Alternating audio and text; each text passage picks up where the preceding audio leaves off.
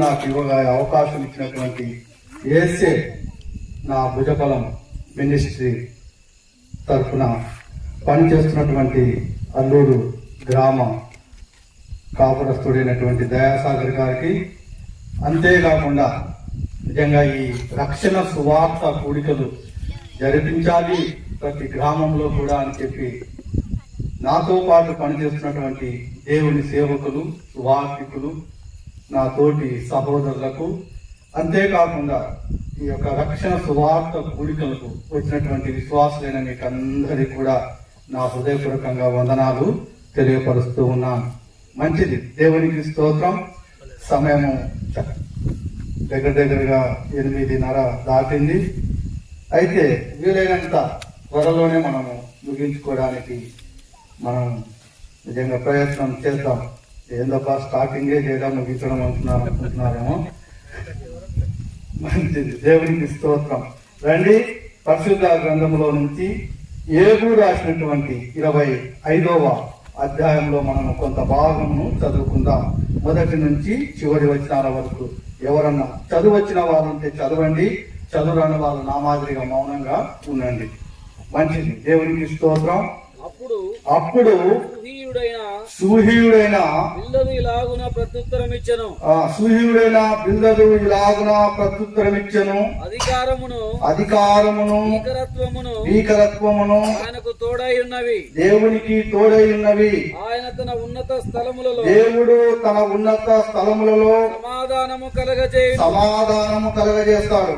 ఆయన సేనలను లెక్కింప, దేవుని యొక్క సేనలను లెక్కింప సఖ్యమా? ఆయన వెలుగు ఎవరి మీదనైనను ఉదయింపకుండా ఉండునా? నరుడు దేవుని దృష్టికి నీతిమంతుడు ఎట్లు కాగలడు?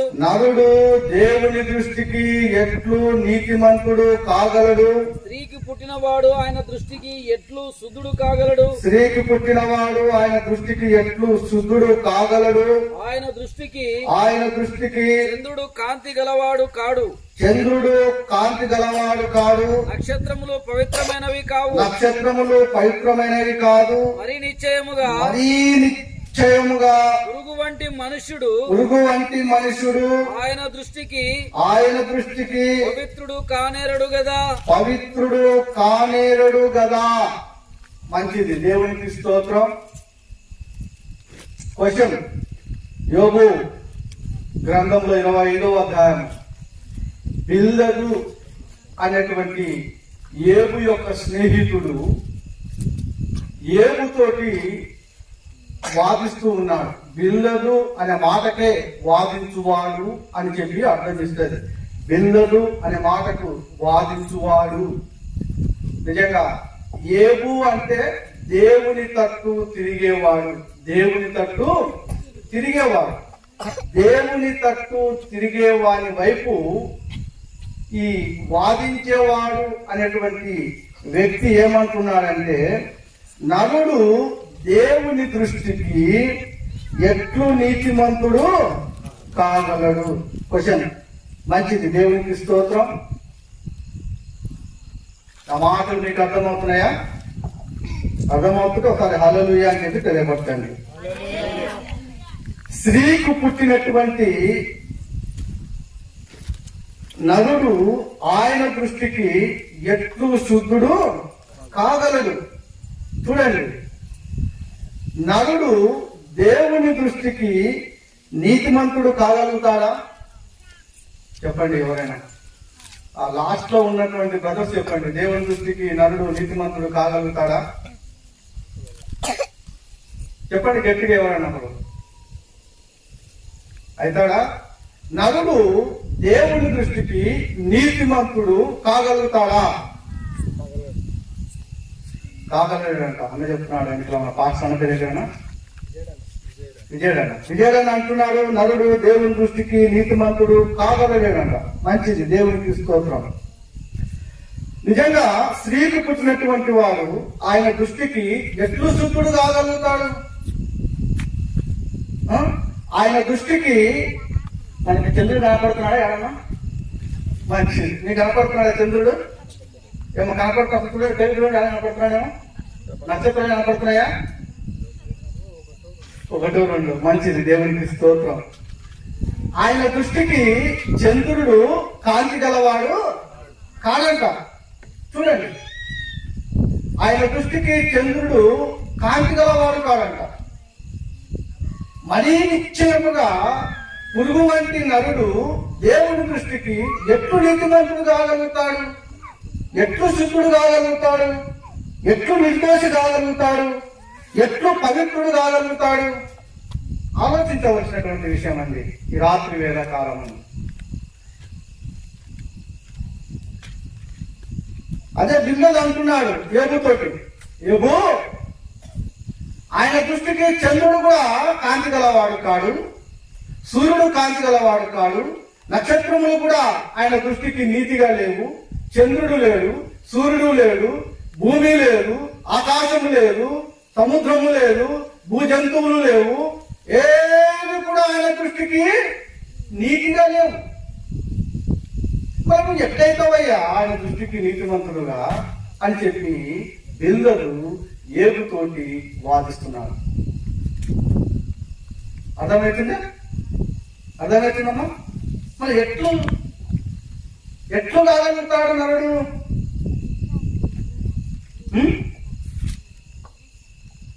చూడండి, ఏబు గ్రంథము 9వ అధ్యాయము 23వ వచనం. ఏబు గ్రంథంలో మనం ఉందాం, 9వ అధ్యాయము 23వ వచనం. 2-3 వచనాలు, క్షమించండి, 2-3 వచనాలు. 9-2-3. వాస్తవమే ఆ సంగతి అంతే అని నేను ఎరుగుదును. నరుడు దేవుని దృష్టికి ఎట్లు నిర్దోషి అగును. నరుడు దేవుని దృష్టికి ఎట్లు నిర్దోషి అవుతాడండి? వాడు ఆయనతో వాద్యమాడగోరిన ఎడల, ఒకవేళ నరుడు దేవునితోటిగా వాద్యమాడిన ఎడల 1000 ప్రశ్నలలో దేవుడు 1000 ప్రశ్నలు చేసినా కూడా ఒకదానికైనాను వాడు ఆయనకు ఉత్తరం ఇయ్యలేడు. అబ్బా, మీరు ఎవరైనా కానీ ఇప్పుడు దేవుడు వచ్చి మీకు 1000 ప్రశ్నలు వేసి మీరు ఉత్తరం ఇస్తారా? చెప్పండి అమ్మా. ఎవరైనా కానీ ఇప్పుడు దేవుడు వచ్చి ఒక్క ప్రశ్న పక్కన 1000 ప్రశ్నలు అంట, 100 ప్రశ్నలకే 35 మార్కులు రావడం చాలా కష్టమవుతుంది. అటు ఇటు ఆ కాపీ ఈ కాపీ, ఆ నోట్ బుక్ ఈ నోట్ బుక్, లేకపోతే ఎవరైనా అందిస్తారేమని, వాళ్ళు అందిస్తారేమో వీళ్ళు అందిస్తారేమని చెప్పి లాస్ట్ అక్కడ చేసి ఇట్లా చేసేప్పుడు లాస్ట్ 34 మార్కులు రావడం కష్టమవుతుంది, ఫెయిల్ అవుతున్నారు. అంతేకాకుండా 35 మార్కులు వచ్చిన పాస్ అవ్వడం కష్టమవుతుంది. అలాంటిది 1000 ప్రశ్నలు ఇచ్చా కూడా దాంట్లో ఒక్క ప్రశ్న కూడా జవాబు వీళ్ళేమంట. బాగా ఆలోచన చేయండి. మళ్ళీ ఎట్లు నీతిమంతుడు అవుతామయ్యా? ఎట్లు నీతిమంతుడు అవుతాం? 1000 ప్రశ్నలు దేవుడు వేసిన, ఆయనతో వాద్యమాడిన నరుడు దేవుని దృష్టికి ఎట్లు నిర్దోషి అవుతాడు? ఎట్లు నీతిమంతుడు అవుతాడు? చూడండి, ఏబు గ్రంథము 15వ అధ్యాయము 1-14, 15, 16 వచనాలు చదువుదాం. ఏబు గ్రంథం. శుద్ధుడగుటకు నరుడు ఏ పాటివాడు? నిర్దోషి అగుటకు స్త్రీకి పుట్టినవాడు. నిర్దోషి అగుటకు స్త్రీకి పుట్టినటువంటి వాడు ఏ పాటివాడు? ఆలోచించుము. ఆయన తన దూతల యందు కూడా నమ్మికయించడు. నమ్మికము ఉంచడండి. ఆకాశ వైశాల్యము ఆయన దృష్టికి పవిత్రము కాదు. ఈ ఆకాశ వైశాలం ఉంది కదా, తూర్పు నుంచి పడమర, ఉత్తరం నుంచి దక్షిణ, ఈ ఆకాశ వైశాలం అంతా కూడా మనము కొలగలుగుతామా? మరి ఇంత ఈ వైశాలం అంతా కూడా, ఈ సృష్టి యావత్ అంతా కూడా ఆయన దృష్టికి పవిత్రమైనది కాదంట. ఎందుకు పవిత్రమైనది కాదు? సూర్యుడు పవిత్రమైనది కాదంటున్నాడు, చంద్రుడు పవిత్రమైనది కాదంటున్నాడు, ఆకాశ వైశాలము పవిత్రమైనది కాదంటున్నాడు, నక్షత్రములు పవిత్రమైనది కాదంటున్నాడు. ఈ సృష్టి యావత్తు అంతా కూడా ఆయన దృష్టికి నీతి కాదంట, పవిత్రమైనది కాదంట, నిర్దోషమైనది కాదంట. దోషిగానే ఎంచుతున్నాడు సృష్టిని అంతా కూడా. సృష్టి ఏం పాపం చేసిందమ్మా? ఏమైనా పాపం చేసిందో సృష్టి? చెప్పండి, మీరు చెప్పండి. ఏమైనా పాపం చేసిందో సృష్టి? మరి ఎట్లా ఇది అపవిత్రంగా మార్చబడింది. ఎట్లా మార్చింది? ఎట్లా అపవిత్రంగా అయిపోయింది సృష్టి? ఆలోచన చేయండి.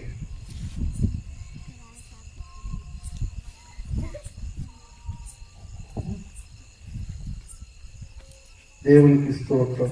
హల్లెలూయా. రోమీయులకు రాసినటువంటి పత్రిక 8వ అధ్యాయం 20, 21, 22. రోమీయులకు రాసినటువంటి పత్రిక 8వ అధ్యాయం 20, 21, 22. ఆయన అదృశ్య లక్షణములు అనగా ఆయన నిత్య శక్తియు దేవత్వమును జగత్తుత్పత్తి మొదలుకొని సృష్టింపబడిన వస్తువులను 8, 18, 19, 21. మన ఎడల ప్రత్యక్షము కాబోవు మహిమ ఎదుట ఇప్పటి కాలపు శ్రమలు ఎన్న తగినవు కావని ఎంచుతున్నాను. దేవుని కుమారులందరూ కూడా దేవుని కుమారుల ప్రత్యక్షత కొరకు సృష్టి మిగుల ఆశతో తేరి చూచుచు కనిపెట్టుచున్నది. దేవుని కుమారుల ప్రత్యక్షత కోసము సృష్టి అంతా కూడా తేరి చూచి ఆశతో కనిపెట్టుతున్నదట. ఎందుకు? ఏలయనగా సృష్టి నాశనమునకు లోనైన దాస్యములో నుండి విడిపింపబడి దేవుని పిల్లలు పొందబోవు మహిమగల స్వాతంత్ర్యము పొందునను నిరీక్షణ కలవై స్వేచ్ఛగా కాక దానిని లోపరిచిన వాని మూలముగా ఈ సృష్టి అంతా కూడా దేవుడు మనిషినికి లోపరిచినాడు. వాని మూలంగా వ్యర్థపరచబడేను. అర్థమైందా? ఇప్పుడు ఏమైనా అర్థమైందా? చెప్పండి. ఇప్పుడు ఇంతవరకు మనం ఆయన దృష్టికి, దేవుని దృష్టికి చంద్రుడు నీతిమంతుడు కాదు, సూర్యుడు నీతిమంతుడు కాదు, చంద్రుడు నీతిమంతుడు కాదు, నక్షత్రము నీతిమంతుడు కాదు, ఆకాశ వేషాలం తూర్పు నుంచి పడమల, ఉత్తరం నుంచి దక్షిణ ఎత్తు చూసినప్పుడు ఆయన దృష్టికి అపవిత్రం అంట. దేవుని దృష్టికి ఎట్లా అపవిత్రమైంది సృష్టి? ఎట్లా అపవిత్రమైంది? దేవుడు ఈ సృష్టిని అంతటా కూడా ఆయన నిర్మించి, మనుషుల కంటే ముందు సృష్టిని అంతా కూడా నిర్మించి, దేవుడు చివరిగా మానవుని నిర్మించి మానవునికి దీనిని లోపలిచి దీని ఏలుడు అని చెప్పినాడు. దీనిని ఏలండయ్యా మీరు. మీకోసమే చంద్రుడు ఉదయకాలం ఊరుతాడు, మీకోసమే రాత్రికాలం అందు చంద్రుడు ఉదయిస్తాడు, ఉదయకాలం అందు సూర్యుడు ఉదయిస్తాడు, నక్షత్రములు రాత్రికాలం అందు ఉదయిస్తాయి. ఇవన్నీ మీకోసమే. ఆది కాండంలో మనం చూస్తాం, 1వ అధ్యాయం 26, 27, 29 వచనాలు. ఇవన్నీ కూడా దేవుడు సృష్టించి నరునికి లోపరిచినాడు. అయితే లోపరిచిన వాని మూలముగా ఈ సృష్టి అంతా కూడా వ్యర్థపరచబడింది. ఎవరి మూలంగా? మానవుని మూలంగా. ఎవరా మానవుడు? మొట్టమొదటి మానవుడు ఎవరమ్మా? ఆదాము దేవుని యొక్క ఆజ్ఞను అతిక్రమించడం వలన ఈ సృష్టి అంతా కూడా ఆదాముతో పాటు నిజంగా అంతా కూడా వ్యర్థపరచబడింది. ఇదంతా కూడా దేవుని దృష్టికి పవిత్రం కాదంట. ఇదంతా దేవుని దృష్టికి నిజంగా ఈ సృష్టి అంతా కూడా పవిత్రం కాదంట. అట్లాగా ఉన్నటువంటి సృష్టి కూడా మనం ఎట్లు నిర్దోషులమైతాం, ఎట్లు నీతిమంతులమైతాం, ఎట్లు పవిత్రులుగా మనం అవుతాం ఆలోచన చేద్దాం. ఈ రాత్రి వేళ కాలం ఆయన దృష్టికి చూడండి, పరలోకములో ఉండేటటువంటి దేవదూతలు కూడా చూడండి, దేవదూతలు కూడా అదే యోబు గ్రంథం 15వ అధ్యాయము 15వ వచనం చూడండి. ఒకటి సృష్టి ఆయన దృష్టికి నీతిమంతులు లేదు, లేకపోతే నిర్దోషిగా లేదు, లేక పవిత్రము లేదు కానీ రెండవ వైపు చూడండి, దేవదూతలు ఆయన దృష్టికి నీతిమంతులుగా ఉన్నారా, లేకపోతే పరిశుద్ధులుగా ఉన్నారా, లేకపోతే నిర్దోషులుగా ఉన్నారా మనం చూసినట్లయితే ఆలోచించుడి. ఆయన తన దూతల యందు ఎందుకు నమ్మకం ఉంటాడండి? ఆయన తన దూతల యందు నమ్మకము ఉంచాడు. చాలు.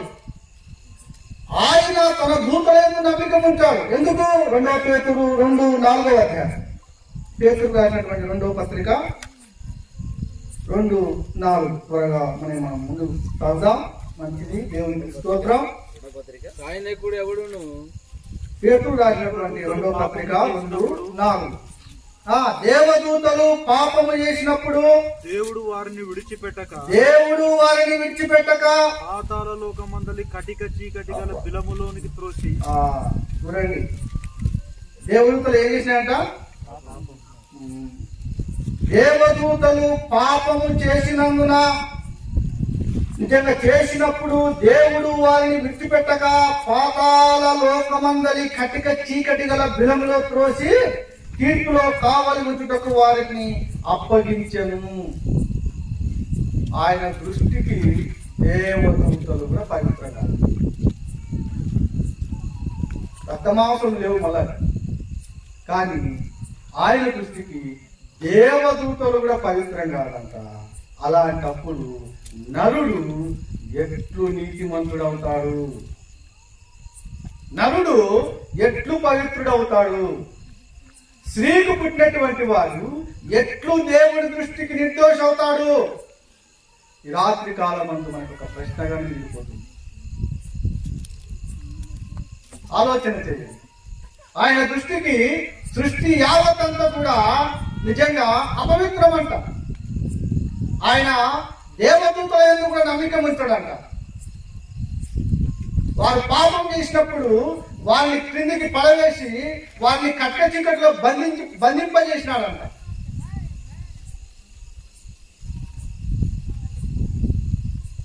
మంచిది, దేవుని దృష్టి. అలాంటప్పుడు దేవుని దృష్టికి నిజంగా ఆది కాండము మనం చూసినట్లయితే జలప్రళయం కంటే ముందు మనిషిని యొక్క ఆలోచన తలంపు అంతా కూడా ఎట్లా ఉందో ఒకసారి చూద్దాం. ఆది కాండము, దేవునికి స్తోత్రం.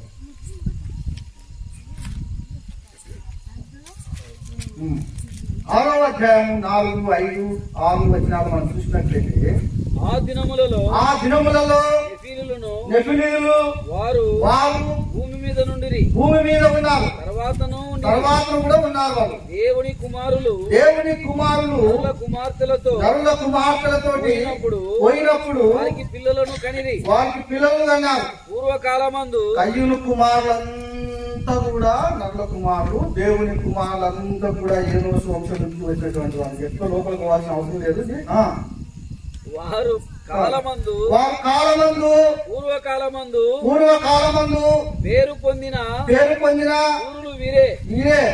నరుల చెడుతనము భూమి మీద గొప్పదనియు వారి హృదయం యొక్క తలంపులలోని ఊహ అంతా కూడా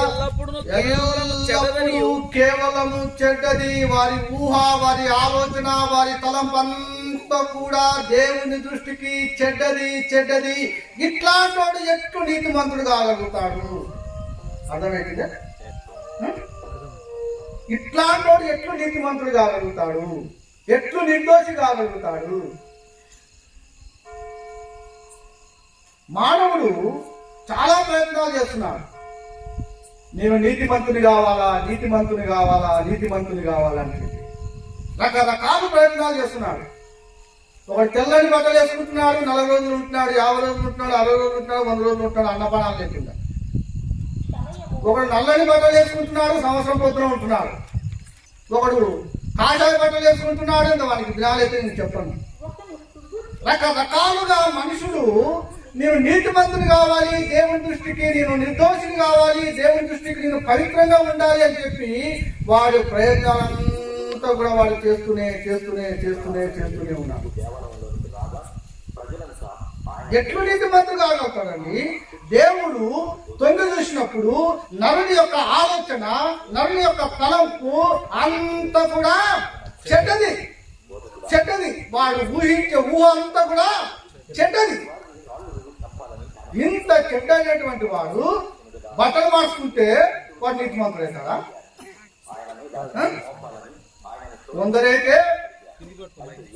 కొందరైతే మరి బట్టలు లేకుండా ఉన్నారు. వీళ్ళకి ఏం చెప్పాలనో ఏం కథనో. దేవుడు పాపం అవ్వ ఆదాములు పాపం చేసినారని వాళ్ళు దాచిపెట్టుకుంటే దేవుడే పైగా వచ్చి ఒక గొడపిల్లను వధించి చిన్నప్పుడు చొక్కాలను గుర్తి చేసి మీ దిశములను కాపాడుకోండి అని చెప్పి దేవుడే చెన్నపు చొక్కాలను చెప్తే ఇదేమో బట్టలు లేకుండా తిరుగుతున్నాడు. ఏం చెప్పాలనో ఏం చెప్తున్నా అర్థమే కాదు. దేవుడి కంటే గొప్పడా? ఈ ప్రశ్న వేసి ఒక ప్రశ్నకు మళ్ళీ జవాబు ఇవ్వలేడు. ఒక్క ప్రశ్న కూడా జవాబు ఇవ్వలేడు. మళ్ళా ఏమంటాడంటే నేను బట్టలు లేకుండా తిరుగుతా అంటాడు. ఎంతమంది లేరండి బట్టలు లేకుండా బుద్ధి రాసుకున్నప్పుడు? మరి దేవుడి దృష్టికి వీళ్ళు పవిత్రం కావాలనుకుంటున్నారు, వీళ్ళు ప్రయత్నాలు చేస్తున్నారు. ఎంత ప్రయత్నాలు చేస్తున్నారు.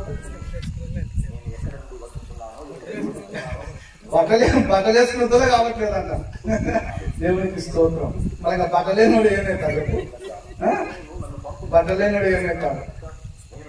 మంచిది. దేవునికి స్తోత్రం. చాలా విలువైనటువంటి వాక్యం నిజంగా. ఎట్లయితాడండి? బైబిల్లో ఒక వ్యక్తి ఉన్నాడు, చాలా మంచి భక్తుడు. ఆయన పెళ్లి కూడా చేసుకోలేదు. దేవుని దృష్టికి ఆయన ప్రియుడిగా కనపడినాడు. ఆయన తినేటటువంటి ఆహారము మాంసం లేకుండా తిన్నాడు. రాజుకు ఇచ్చేటటువంటి ఆహారం వద్దన్నాడు. నాకు ద్రాక్ష రసం వద్దు, ఏమొద్దు, నాకు శాఖా ధాన్యాలు అంటే ఏది పప్పు, కూరగాయలు ఇవి పెట్టండి చాలు నాకు అన్నాడు. ఇప్పుడు కూడా చాలా మంది నీ మాంసం తినము, అది తినము, ఇది తినము, మేము దేవుని దృష్టికి నీతివంతులుగా ఉన్నామని చెప్పి అనుకుంటున్నారు. బైబిల్లో కూడా ఒక ఆయన ఉన్నాడు. ఆయన చాలా మంచి భక్తుడు అండి. ఆయన గురించి నేను చెడ్డగా మాట్లాడుతున్నాను కానీ చాలా మంచి భక్తుడు. కానీ ఆయన చేసిన ప్రార్థన కూడా చాలా విలువైనది. చూడండి, దానియేలు గ్రంథము మంచిది. దేవునికి స్తోత్రం. దానియేలు గ్రంథము 9వ అధ్యాయము ఒకసారి 7వ వచనం చదువుతాం. ప్రభువా నీవే నీతిమంతుడవు. అబ్బా, నువ్వే నీతిమంతుడవు. మేమైతే సిగ్గు చేత ఒక వికారం పొందిన వారము. మేము నీ మీద తిరుగుబాటు చేసితిమి. దానిని బట్టి నీవు సకల దేశములకు మమ్మను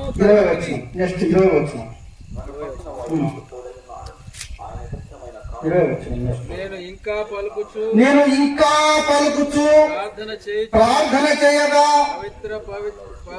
పవిత్ర పర్వతము కొరకు నా దేవుడైన యెహోవా ఎదుట. అబ్బా, ఇంకా చూడండి, ఈయన మాంసం తినలే. బబులోని దేశమునకు చెరపట్టుకుని పోయినటువంటి వ్యక్తి. మీకు అందరు తెలుసు. దానియేలు, శద్రకు, మేషకు, అబేద్నెగోలో వాళ్ళు అగ్నిగుణంలో వన్నారని చెప్పి బయటకు వచ్చినారని, దానియేలు సింహాల భూమిలో వన్నారని అంటే బయటకు వచ్చినారని చెప్పి ఇవన్నీ కూడా మీకు తెలుసు. మీకు మరి పూర్తి విరాంతి గురించాల్సిన అవసరం లేదు. ఈయన ఏమని అంటున్నాడంటే, యెహోవా ఎదుట నా పాపమును ఒప్పుకొనుచున్నాను అంటున్నాడు. ఏం చూడండి, ఆయన చేసిన నీతి కార్యాలు చాలా ఉన్నాయి. చాలా నీతిగా బతికినాడు. ఆయన మ్యారేజ్ కూడా చేసుకోలేదు. దేవునికి ప్రియుడిగా అనిపించుకున్నాడు. చూడండి, అదే 9వ అధ్యాయము ఒకసారి దేవునికి స్తోత్రం 18వ వచనం చదవండి. నీ గొప్ప కనికరమును బట్టి మేము నిన్ను ప్రార్థించుచున్నాము. కానీ మా స్వనీతి కార్యములను బట్టి నీ సన్నిధిలో ప్రార్థన చేయటలేదు. దానియేలు అంటున్నాడు, మా స్వనీతి కార్యములను బట్టి మేము నీ ఎదుట నిలబడి ప్రార్థన చేయడం లేదు నాయన. నేనైతే మాంసం తినకుండా ఉన్నాను, చాలా నీతిమంతునిగా ఉన్నాను కదా. పెళ్లి చేసుకోకుండా ఉన్నాను, చాలా నీతిమంతునిగా ఉన్నాను కదా. అంతేకాకుండా బబులోని దేశంలోనికి కొనుగోబడిన తర్వాత ఈ దేశంలో అన్నిటిలో కూడా నన్ను చాలా గొప్పగా నువ్వు ఉంచావు, చాలా నీతిగా బతికాను. కానీ నా స్వనీతిని బట్టి నీ ఎదుట నేను ప్రార్థన చేయడం లేదయ్యా. నేను నా పాపమును నా ప్రజల పాపమును ఒప్పుకొంటున్నా.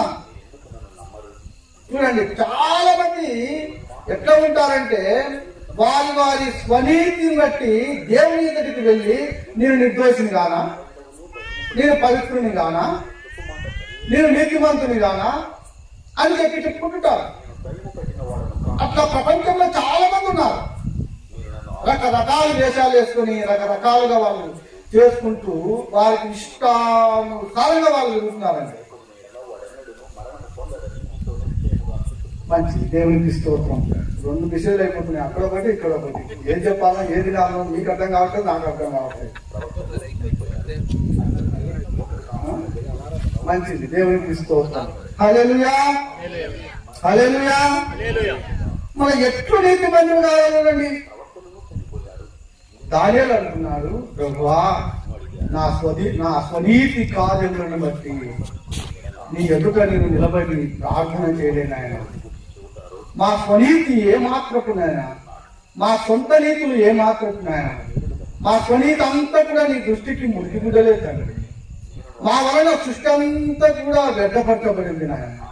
సూర్యుడు, చంద్రుడు, నక్షత్రములు, భూమి, ఆకాశము, పశువులు, జంతువులు, పక్షులు సమస్తం కూడా వ్యర్థపరచబడింది. అట్లయితే మేము ఎప్పుడు నీ దృష్టికి నీతి మాత్రమే కావాలి అని దానియేలు కూడా అడుగుతున్నాడు. దానియేలు కూడా అడుగుతున్నాడు.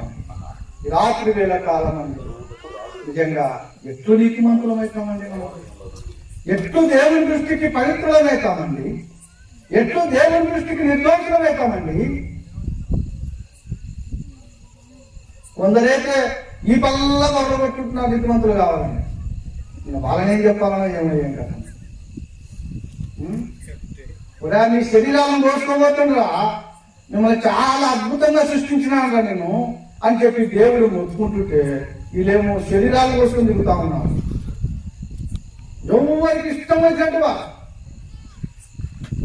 మళ్ళీ ఎట్లు దిద్దగలుగుతాడు దేవుడు నీతిమంతుడు? మనుషుని నీతిమంతుడు ఎట్లు తీర్చగలుగుతాడు? కానీ ఒక మార్గం ఉంది. ఒకవేళ మనిషిని నీతిమంతునిగా తీర్చాలన్నా, ఒకవేళ మనిషిని నిర్దోషిగా తీర్చాలన్నా, ఒకవేళ మనిషిని నిజంగా పవిత్రపరచాలన్నా అది ఎవరికి సాధ్యము అంటే దేవునికే సాధ్యం, దేవునికే సాధ్యం. రోమాపత్రిక 8:33 వచనం. త్వరగా మీకు త్వరగా వెళ్తాం లేదా అంటే నక్కన కూర్చున్నాం. 33 దేవుని చేత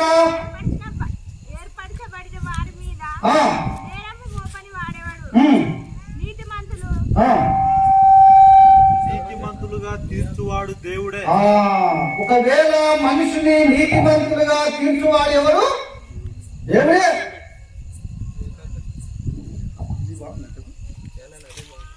ఒకవేళ మనిషిని నీతిమంతునిగా తీర్చాలి అంటే దేవుడు 1000 ప్రశ్నలు వేసిన ఒక ప్రశ్నకి సమాధానం చెప్పలేనటువంటి మానవుని నీతిమంతునిగా తీర్చాలంటే, నిర్దోషిగా తీర్చాలంటే, పవిత్రునిగా తీర్చాలంటే అది మనుషుని వలన కాదు. మనుషులు రకరకాల ప్రయత్నాలు చేస్తున్నాడు, కానీ వాని వలన కానే కాదు. వాడు తెల్ల బట్టలు మార్చుకున్నా, నల్ల బట్టలు మార్చుకున్నా, కాషాయ బట్టలు మార్చుకున్నా, ఇంకా వగేరా వగేరా వగేరా ఎన్ని బట్టలు మార్చుకున్నా, ఎన్ని రోజులు ఉపవాసం ఉన్నా, ఈ కొండెక్కినా, ఆ కొండెక్కినా, ఆ ఊరు కొండెక్కినా, ఈ ఊరు కొండెక్కినా, ఆ ఊరు కొండలెక్కినా వాడు నీతిమంతుడిగా తీర్చబడడు. ఒకవేళ నీతిమంతుడిగా తీర్చబడాలి అని అంటే ఈ రాత్రి వేళ కాలమందు ఈ శబ్దము వినుతున్నటువంటి ప్రజలారా నేను నీతిమంతునిగా తీర్చాలంటే దేవుని దృష్టికి నేను నీతిమంతుని కాలేను ఎప్పటికీ అని చెప్పి గ్రహించినట్లయితే దేవుడు ఒక అవకాశం ఇస్తున్నాడు. దేవుడే నిన్ను నీతిమంతునిగా తీర్చాలనుకుంటున్నాడు. దేవుడే నీతిమంతునిగా తీర్చేవాడు. దేవుడే తీర్చేవాడని మనుషుల వలన కానే కాదు. బాగా ఆలోచన చేయండి. ఆలోచిస్తున్నారా మీరు? ఒకవేళ మిమ్మల్ని అందరినీ నీతిమంతులుగా తీర్చాలి అని అంటే ఎవరు తీస్తారు? చెప్పండి, గట్టి చెప్పండి. ఎవరు తీస్తారు? దేవుడే. సూర్యుడు తీస్తాడా? చంద్రుడు తీస్తాడా? నక్షత్రాలు తీస్తాడా? అవే అంటున్నాయి, మమ్మల్ని లోపరిచిన వాని మూలంగా మేము వ్యర్థపరచబడినాము. భూమి మీద చాలా మంది ఉన్నారు. దేవతలు అనబడినటువంటి వారు, దేవుళ్ళు అనబడినటువంటి వారు, ప్రభువులు అనబడినటువంటి వారు అందరూ చాలా మంది ఉన్నారండి. కొరింథీయులకు రాసిన పత్రిక 8వ అధ్యాయము మనం చూసినట్లయితే 1 కొరింథీ 8వ అధ్యాయము పక్కనే ఉంటది. 4వ వచనం కానీ మనం చూసినట్లయితే, లేకపోతే 5వ వచనం చూడండి ఒకసారి. దేవతలు అనబడిన వారును, ప్రభువులు అనబడినటువంటి వారు అనేకున్నారు. చాలా మంది నేను దేవతను, నేను ప్రభువును మంచి కార్యాలు చేసినారు. కాదని తెలియదు. వారు మంచి మంచి కార్యాలు చేసిండొచ్చు. కాదని తెలియదు. యుగ పురుషులు అనబడినటువంటి వారు కూడా ఉన్నారు భూమి మీద. రాజ్యాన్ని పరిపాలించినటువంటి వారు కూడా ఉన్నారు భూమి మీద. ప్రజలకు మేలు చేసిండొచ్చేమో, వారి అవసరాలను కొంత తీర్చుండొచ్చేమో. కానీ దేవుని దృష్టికి అయితే వారు నీతిమంతులు కానే కాదండి. దేవతలు అనబడినటువంటి వారు, ప్రభువులు అనబడినటువంటి వారు భూమి మీద అనేకులు ఉన్నారు. ఆకాశమందైనను, భూమి మీద ఆకాశం ఉన్నటువంటి సూర్యుడైనా గాని, చంద్రుడైనా గాని, నక్షత్రాలైనా గాని, గ్రహాలైనా గాని ఇవన్నీ కూడా దేవతలు, ప్రభువులు అనబడినటువంటి వాళ్ళు ఉన్నారు. భూమి మీద ఉన్నటువంటి వారు నిజంగా భూమి మీద ఉన్నటువంటి సముద్రం ఎత్తనేమి, అందులో ఉన్నటువంటి జీవరాశులు ఎత్తనేమి, జంతువులు ఎత్తనేమి, చెట్లు ఎత్తనేమి, చేమలు ఎత్తనేమి, పురుగులు ఎత్తనేమి ఈ సమస్తము కూడా దేవతలుగా, ప్రభువులుగా పిలువబడుతున్నారు. కాదని కలియదు. కానీ వారు ఎవరు నీతిమంతులుగా కాలేరు. మరి ఇందాక విన్నాం కదా, సృష్టి యావత్తంతా కూడా మానవునికి లోపరచబడింది. మానవుడు చెడిపోయినాడు కాబట్టి మానవుని మూలముగా అది కూడా వ్యర్థపరచబడింది. మరి ఇలాంటి వాటిని పెట్టుకుంది మానవుడు ఎంత ప్రయాసపడుతున్నాడు చూడండి, ఎంత ప్రయాసపడుతున్నాడు. సమయం ఉంటుంది. మంచి దేవునికి స్తోత్రం. సమయం నాకు చాలా ప్రాముఖ్యం. గంట ఉంటే ఇక్కడనే నిద్రపోతారు పాపం. మంచిది, దేవునికి స్తోత్రం. హల్లెలూయా, హల్లెలూయా. చూడండి, నెహెమ్యా గ్రంథము 9:19 వచనం. నెహెమ్యా గ్రంథము అంతకంటే ముందు ఎజ్రా గ్రంథం చూద్దాం ఒకసారి. ఎజ్రా 9:15 వచనం. ఎజ్రా 9:15 వచనం. యెహోవా ఇశ్రాయేలుల దేవా, నీవు నీతిమంతుడవై ఉన్నావు. ఒకవేళ మనుషుని నీతిమంతుడిగా తీర్చాలంటే దేవుడే. ఆ దేవుడు నీతిమంతుడు. అండి. ఎదురా అంటున్నాడు, నీవు మాకు ధర్మశాస్త్రం ఇచ్చావు, ఆజ్ఞను పాటించమని ఇచ్చావు. కానీ మేము ఆజ్ఞను పాటించలేకపోతుంది, ధర్మశాస్త్రం పాటించలేకపోతుంది, మా స్వనికి కార్యముల వలన ఏమి ప్రయోజనం చేయలేకపోతుంది. ప్రభువా, నువ్వు ఒక్కడవే నీతిమంతుడవు. మా మీద కనికరం ఉంచుము, దయ ఉంచుము. బాబిలోను దేశంలో మేము నశించిపోతున్నాం, ఇరాకు దేశంలో మేము నశించిపోతున్నాం, మమ్మల్ని బయటకు తీసుకుని రా అని చెప్పి నిజంగా ఎజ్రా ప్రార్థన చేస్తున్నాడు. ప్రభువా, నువ్వు ఒక్కడవే నీతిమంతుడవు నాయన. నెహెమ్యా గ్రంథం 9:29 వచనం. నెహెమ్యా గ్రంథం. నీ ఆజ్ఞలను విధులను ఒకడు ఆచరించిన ఎడల వాటి వలన వాడు బ్రతుకును కదా. ఒకవేళ ఎవరైనా కానీ నీ ఆజ్ఞలను, నీ కట్టడలు, నీ శాస్త్రములు వాడు పాటిస్తే వాడు బ్రతుకుతాడు కదా తండ్రి. మరి ఎవడు పాటిస్తున్నాడు? ఎవరైనా పాటిస్తున్నాడా ఆయన ఆజ్ఞలను? చెప్పండి, ఎవరైనా పాటిస్తున్నాడా? ఎవరు పాటిస్తారు? ఎవరు పాటించడం లేదు. అందుకోసమే నిజంగా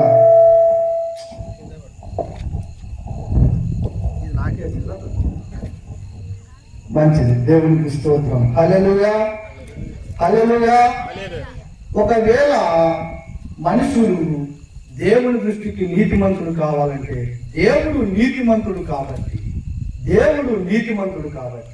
దేవుడే మనుషులను నీతిమంతులుగా తీరుస్తాడు కాబట్టి నిజంగా అలాంటి మనుషులందరినీ కూడా నీతిమంతులుగా తీర్చడం కోసం దేవుడే ఒక ప్రణాళిక వేశాడండి 2021 సంవత్సరాల క్రిందట. కానీ ఆ ప్రణాళిక జగతి పునాది వేయబడక మునిపే ఉంది. కానీ అది 2021 సంవత్సరాల క్రిందట కాలము సంపూర్ణమైనప్పుడు మనుషులందరూ కూడా దేవుని దృష్టికి నిజంగా చెడ్డవారే ఉన్నప్పుడు, అందరూ కూడా నరకానికి వెళుతూ ఉన్నప్పుడు, వీడు ఎవరు కూడా నీతిమంతుడు ఎప్పటికీ కాలేడు. వీడు బట్టలు మార్చుకున్నా, వాడు ఎన్ని రోజులు ఏం చేసుకున్నా, అది చేసినా, ఇది చేసినా, ఏ చేసినా కూడా వాడు నీతిమంతుడు కాలేడని చెప్పి దేవుడే నిజంగా మనుషులను నీతిమంతులుగా తీర్చడం కోసము ఆయన నిజంగా జగతి పునాది వేపడం గురించి ఆయనకు తెలుసు. కానీ అది నిజంగా 2021 సంవత్సరాల క్రిందట భూమి మీదకి మనిషి కుమారునిగా ఈ లోకమునకు యేసుక్రీస్తు వచ్చాడు. యేసుక్రీస్తు నీతిమంతుడు అండి. యేసుక్రీస్తు నీతిమంతుడు. పిలాతు భార్య అడిగింది, అయ్యా పిలాతు గారు, ఈ ఉదయకాలం ఒక కలగన్నాను, ఆయన నీతిమంతుడు, ఆయన జోలికి పోవద్దు. శతాధిపతి అన్నాడు, ఆయన నీతిమంతుడు అని అన్నాడు. అపోస్తులు అన్నారు అపోస్తుల కాలంలో, ఆ నీతిమంతుని మీరు చంపితిని. నిజంగా అలాంటి నీతిమంతుడైనటువంటి యేసు క్రీస్తు యొక్క రక్తం ద్వారా ప్రతి ఒక్కరు కూడా నీతిమంతులుగా తీర్చబడుతున్నారండి. ఫ్రెండ్స్ చూపించాల్సిన అవసరం లేదు, సమయం లేదు కాబట్టి మీకు చాలా తెలుసు ఫ్రెండ్స్. ఎందుకంటే నిన్ననే మీరు బాగా విన్నారు. మంచిది, దేవునికి స్తోత్రం. హల్లెలూయా. రోమా పత్రిక 3వ అధ్యాయం 22, 23, 24, 25, 26 వచనాలు మనం చూద్దాం. రోమా పత్రిక. అది యేసుక్రీస్తు నందలి విశ్వాస మూలమునై నమ్ము వారందరికి కలుగు దేవుని నీతి అయి ఉన్నది. ఏ భేదము లేదు. అందరూ కూడా పాపం చేసినారు. దేవుడు అనుగ్రహించినటువంటి మహిమను పొందలేకపోతున్నారు. కాబట్టి నమ్మువారు ఆయన కృప చేతనే క్రీస్తు యేసునందలి విమోచనము ద్వారా ఉచితముగా నీతిమంతులని తీర్చబడుతున్నారు. ఇప్పుడు ఎట్లంట? ఉచితంగా 1000 ప్రశ్నలు వేసినా ఒక ప్రశ్న మనం జవాబు చెప్పలేము. పిల్లలు అన్నాడు ఏబుతోటి, ఏబు నువ్వు ఎట్లయితవయ్యా నీతిమంతునివి, నువ్వు ఎట్లయితవయ్యా పవిత్రునివి, ఎట్లయితవయ్యా అని చెప్పి పిల్లలు ఏబుతూ అంటే వాదించువాడు. చాలా మటుకు సాతాను వాదిస్తుంటాడు. వాదించేవాడే సాతాను. జకర్యా గ్రంథంలో మనం చూసినట్లయితే ప్రధాన యాజకుడైనటువంటి యెహోషువ నిజంగా ఆయన చనిపోయినప్పుడు నిజంగా దేవుడు అతని నీతిమంతునిగా తీసుకుంటున్నప్పుడు వాడు వాదిస్తున్నాడు. సాతాను ఫిర్యాదు వాడు కూర్చున్నాడు. ఎట్లా తీసుకుంటావు అంటే దేవుడే నీతిమంతుడుగా వాడిని తీర్చినాడు. ప్రధాన ఒకవేళ నిన్ను నన్ను ఇక్కడ కూర్చున్నటువంటి వారందరినీ, ఈ అన్నూరు గ్రామంలో ఉన్నటువంటి వారందరినీ నీతిమంతులుగా తీర్చాలి అని అంటే దేవుడే. ఎవరయ్యా దేవుడు? దేవతలు అనబడిన వారు, ప్రభువులు అనబడినటువంటి వారు, అదే 8వ అధ్యాయము కొరింథీయులకు రాసినటువంటి మొదటి పత్రిక 8వ అధ్యాయము 5 నుంచి మనం చదువుకుంటాం. మొదటి కొరింథీ 8:5 వచనం కాదు. దేవతలు అనబడినటువంటి వారు, ప్రభువులు అనబడినటువంటి వారు లోకంలో చాలా మంది ఉన్నారండి. ఆకాశం అందైనను భూమి మీదనైనను దేవతలు అనబడినటువంటి వారు. మనకు ఒక్కడే తండ్రి ఉన్నాడు. ఆయన తండ్రి ఆయన నుంచి సమస్తము కూడా కలిగింది. భూమి, ఆకాశము, సూర్యుడు, చంద్రుడు, నక్షత్రములు, సమస్తము, సముద్రము, సముద్రం నుండి చేపలు, నువ్వు, నేను, సమస్తము కూడా ఆయన మూలంగా కలిగింది. ఆయన నిమిత్తమే మనకున్నాము. మరియు మనకు ప్రభువు ఒక్కడే, ఆయనే యేసు. ఇప్పుడు అర్థమైందండి. ఆయనే యేసు క్రీస్తు. ఆ యేసు క్రీస్తు నీతిమంతుడు. ఆ నీతిమంతుని యొక్క విమోచనము ద్వారా, ఆయన రక్తము ద్వారా విమోచనం అంటే ఎఫెసీయులకు రాసిన పత్రిక 1వ అధ్యాయము నిజంగా 6-7 వచనం చదివినట్లయితే మన అపరాధములకు మనకు క్షమాపణ. విమోచనం అంటే మన అపరాధములకు క్షమాపణ. మనము తన ఎదుట పరిశుద్ధులమును నిర్దోషులమునై ఉండవలెనని జగత్తు పునాది వేయబడక మునిపే ప్రేమ చేత ఆయన క్రీస్తులో మనల్ని ఏర్పరచుకున్నారు. జగత్తు పునాది వేయబడక మునిపే దేవుడు ప్రేమ చేత నిజంగా మనల్ని క్రీస్తులో ఏర్పరచుకున్నాడు. కానీ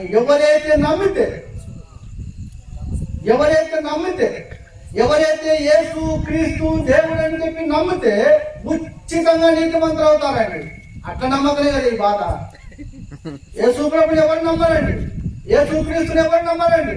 యేసు క్రీస్తు అందరి దేవుడు ఒక దేవుడు అంటారు, అందరి ప్రవక్తలు ఆయన ఒక ప్రవక్త అంటారు, అందరి దేవతలు ఆయన ఒక దేవత అంటారు. ఆయనను ఎట్లా చూస్తారు అని అంటే అందంగా ఈయన ఒకడు అని చెప్పి అంటారు. కానీ ఆయనకున్న ప్రత్యేకతలు చాలా మందికి తెలియవండి. ఆయన దేవుడే ఉండి ఆది యందు వాక్యం ఉండెను, వాక్యము దేవుడే ఉండెను, దేవుని యొక్క వాక్యం ఉండెను. ఆ వాక్యము శరీరాన్ని ధరించుకొని కృపాసత్య సంపూర్ణుడుగా 2021 సంవత్సరాల క్రిందట భూమి మీదకి వచ్చాడండి. కానీ యేసు ప్రభుని ఎవరు నమ్మరండి. తప్పే. యేసు ప్రభువు ఆ దేశానికి చెందినోడు, ఈ దేశానికి చెందినోడు, ఆ కులానికి చెందినోడు, ఈ కులానికి చెందినోడు, ఆ జాతి చెందినోడు, ఈ జాతి చెందినోడు అని చెప్పి మానవుడు ఏం చేస్తాడంటే కులాలు అంట పెడతాడు, జాతులు అంట పెడతాడు, దేశాలు అంట పెడుతున్నాడు. కానీ యేసు ప్రభుని ఎవరు నమ్మరు. అరే నీ కోసము కలవరిలో నా ఉచితమైనటువంటి క్షమించండి నీతి అయినటువంటి రక్తంలో కాచాను, ఉచితంగా మీకు ఇస్తున్నాను, ఫ్రీగా ఇస్తున్నాను, నమ్ముల బాబు అని అంటే ఎవరు నమ్మట్లే. తాను మొట్టమొదటిగా ఎన్నుకున్నటువంటి జనాన్ని ఇశ్రాయేలు ప్రజలు నమ్మట్లేదు. నువ్వు నేనేనంటావు బాగా ఏం నమ్ముతావు చెప్పండి. ఇశ్రాయేలు ప్రజలు మొట్టమొదటి నుంచి అయ్యో మా దేవుడు అబ్రాహాము దేవుడు, ఇసాకు దేవుడు, యాకోబు దేవుడు, యాకోబుకు ఉన్నటువంటి 12 మంది కుమారులమైనటువంటి మాకు దేవుడు, మా దేవుడు ఐగుప్తు దేశంలో నుంచి నిజంగా బానిసత్వంలో నుంచి విడిపించాడు, దాస్యంలో నుంచి విడిపించాడు, మరణంలో నుంచి విడిపించాడు, పరవ చేతిలో నుంచి విడిపించాడు, ఎర్ర సముద్రం 2 పాయలు చేశాడు, నిజంగా బండ నుంచి నీళ్లు నిప్పించాడు. ఇంకా ఎన్నెన్నో చెప్పుకుంటూ పోతే ఇవన్నీ ఉన్నాయి. కానీ ఆ దేవుడే వాక్యం ఉన్నటువంటి దేవుడు, ఆనాడు పగటి వేళలో మేఘస్తంభంగా ఉన్నటువంటి దేవుడు, రాత్రి వేళలో అగ్నిస్తంభంగా ఉన్నటువంటి దేవుడు, ఆయన స్వరంతో మాట్లాడినటువంటి దేవుడు, ఎబ్రీ భాషతో మాట్లాడినటువంటి దేవుడు, 2021 సంవత్సరాల కిందట భూమి మీద కన్నటువంటి మరియ గర్భంలో పుడితే ఈయన గలలీయుడా, ఈయన వడ్లవాణి కుమారుడు కాదా, ఈయన యేసేపు కుమారుడు కాదా? ఏందండి దేవుని పట్టుకుని మేము నీతిమంతులం అని చెప్పి ధర్మశాస్త్రులు లేకపోతే ఉపదేశకులు, పరిసయులు, శాస్త్రులు రకరకాల జ్ఞానాన్ని దగ్గరికి ఏమయ్యా మేము నీతిమంతులము, దానియేలు మహానీతిమంతుడు, ఆయనే ప్రార్థన చేస్తున్నాడు, ప్రభువా మా స్వనీతి కార్యములను బట్టి నీవు నీ ఎదుట ప్రార్థన చేయడం లేదయ్యా, మా స్వనీతి కార్యాలు ఏర్పాటుయ్యా అని చెప్పి గొప్ప భక్తుడు దానియేలు. ఒకరితో కాదు ఆయన మంత్రిగా పనిచేసింది, 5 మంది రాజుతో మంత్రిగా పనిచేసింది. ఒకరిని చూడలేవు ఆయన, బైబిల్లోని దేశంలో నెబుకద్నెజరుని చూసినాడు, దర్యావేషుని చూసినాడు, కోరేషుని చూసినాడు, బెల్షస్సరుని చూసినాడు, ఐశ్వర్యను చూసినాడు. 5 మంది రాజులకి నేను సంసారం చేసినాడు, ఆయన బాగా తెలుసు. కానీ ఆయన చాలా నీతిగా జీవించినాడు, లోకంలో చాలా నీతిగా జీవించినాడు. ఆయన అంటున్నాడు, నా స్వనీతి కార్యములను బట్టి నీ ఎదుట నేను ప్రార్థన చేయడం లేదు ఆయన. అంటే వీళ్ళేమో తమ స్వనీతి కార్యములతో దేవుని ఎదురుకు వచ్చి ప్రార్థన చేస్తున్నారు. ఒకడు పరిసేయుడు, ఒకడు సుంకరి. చూసారు ఆ ప్రార్థన మీకు తెలుసు కదా పరిసేయుడు సుంకరి ప్రార్థన విన్నారు కదా. దేవా నేను వారానికి 2 సార్లు ఉపవాసం ఉంటున్నాను, నెలకి 10 మార్లు దశభాగం ఇస్తున్నాను. ఒక్క మాట ఇవ్వడమే కష్టమవుతుంది, కానీ 10 మార్లు అంటే బాగా అవుతాను నేను. దేవునికి స్తోత్రం, హల్లెలూయా. 10 మార్లు దశభాగం ఇస్తున్నాను, సోపులు ఇస్తున్నాను, గిలకలు ఇస్తున్నాను, కందికాయలు ఇస్తున్నాను, బియ్యములు ఇస్తున్నాను. కోతకాల పంటలు అయితే చెప్పనీకి లేదు. మాకు వండిన 10 బస్తాలలో 9 బస్తాలు ఇంట్లో ఉంటే 1 బస్తా దేవుని మంది అనుకుంటుంది.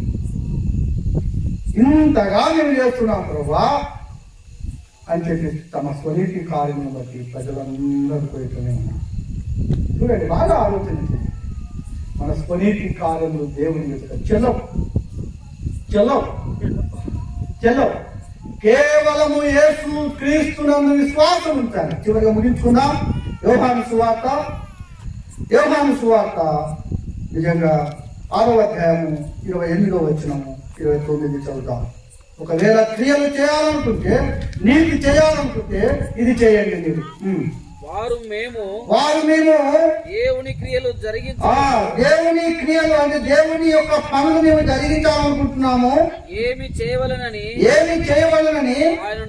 ఆయనను అడిగితే యేసు అంటున్నాడు, దేవుడు పంపిన వాని యందు విశ్వాసం ఉంచుట చాలా బాబు అన్నాడు. మీరు విశ్వాసం ఉంచుటయే దేవుని క్రియ అని. ఆయన ఎవరు పంపినాడు? దేవుడు ఎవరు పంపినాడండి? ఆయన విశ్వాసం ఉంటే చాలు. నువ్వు ఏదో నేను అది చేస్తా, ఇది చేస్తా, బట్టలు మార్చుకుంటా, హాయి చేసుకుంటా, అన్ని చేసుకుని వేస్తే నథింగ్, ఏం. ఆయన పంపిన వాని యందు విశ్వాసం ఉంచుము.